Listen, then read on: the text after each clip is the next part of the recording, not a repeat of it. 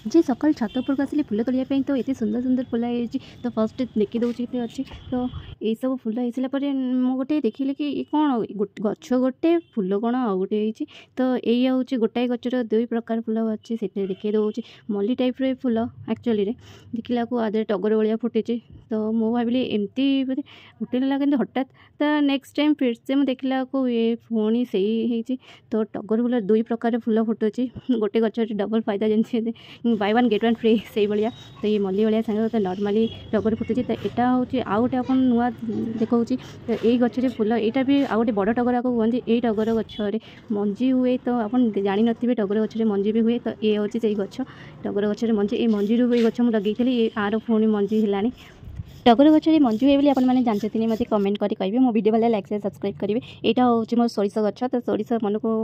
पड़ी तो ये सोरिष मुझे निश्चित देखी। Thank you for watching.